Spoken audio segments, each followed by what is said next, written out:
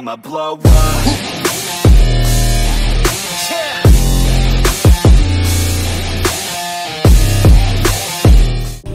So hello mga lods, welcome back dito sa ating YouTube channel. At bali sa video na to ay meron nga tayong bagong application na i-share pa sa inyo mga lods, na kung saan ay pwede kayong kumita ng libreng Gcash dito. At yun nga, bago natin umpisahan yung video natin, ay kung hindi pa kayo nakapag-subscribe sa aking YouTube channel, huwag yung kalimutan na mag-subscribe at i-hit niyo po yung ating bell button para lagi kayong updated sa mga susunod pa natin videos. At yun nga mga lods, meron nga po tayong pag-giveaway na 10 pesos Gcash every video. So ito yung mechanics natin mga lods, so nasa screen lang po ng video, so sundan nyo lang yan mga lods para makasali na kayo, no?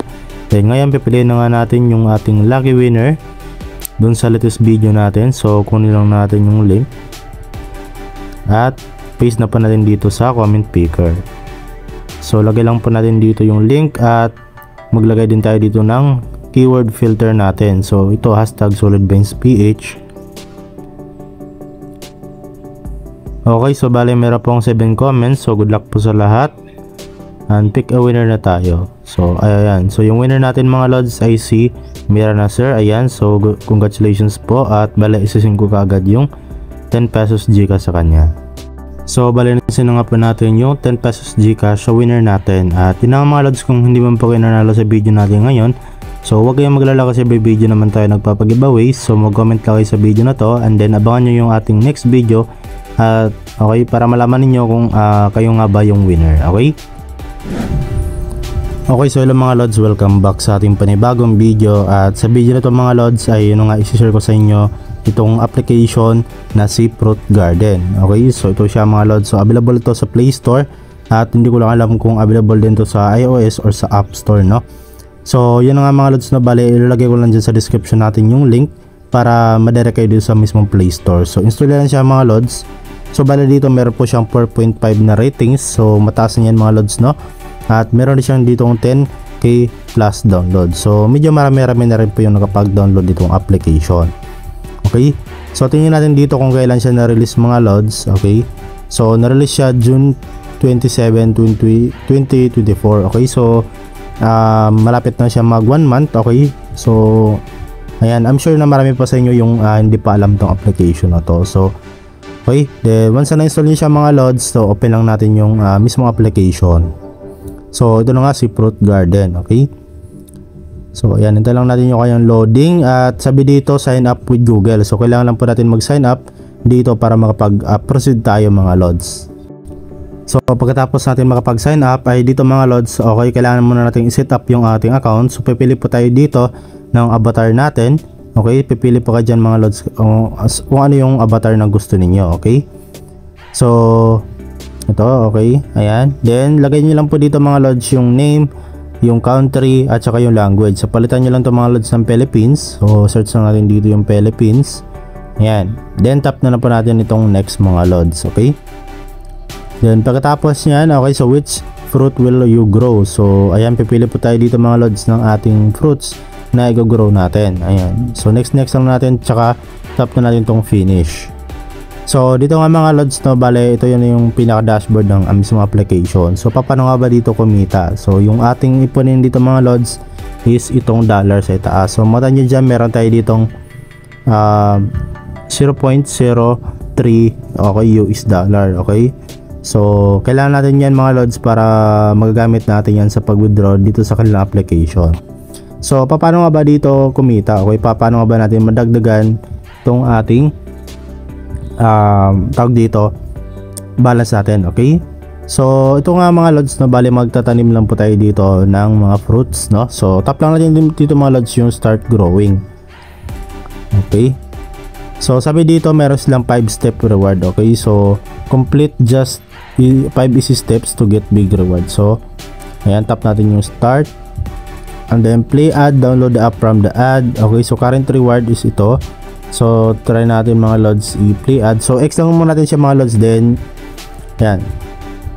Okay, magsiselect na po tayo dito ng ating tawag dito fruits, okay, na ating itatanim. Okay, so meron ditong avocado, apple, peach, mango at saka apple. Okay, so dito mga lods try natin tong apple. So choose natin, then tap natin itong grant mga lods.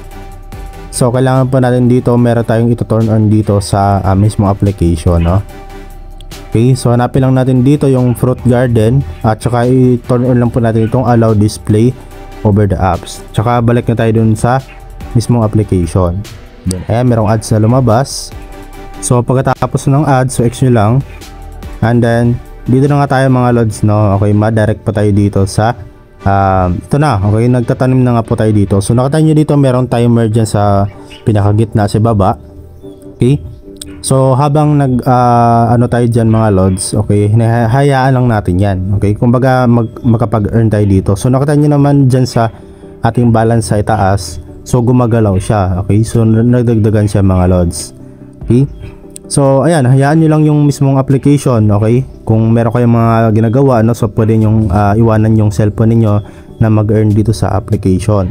Ayan, nakita nyo meron na tayong na-earn dito na 0.0028 na cents, okay, sa US dollar. Okay, so ayan lang, habang tumatagal kayo dito mga lods sa application, okay, malaki rin yung ma-earn nyo. Okay, so kung meron kayong mga ginagawa, no, so pwede nyo hayaan yung cellphone ninyo mga lods na mag-earn. Okay, so nakita nyo yung balance natin sa pinaka-balance natin sa itaas, so gumagalaw siya, nadagdagan siya mga lods. So meron na nga tayong 0.04 na US dollar dyan.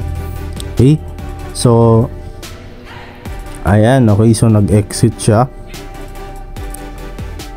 So ayan, okay, so bale, ayan, bumalik ulit siya dito. So ayan, meron ulit tayong na-earn dito mga lods na 0.0073. So exit natin siya mga lods.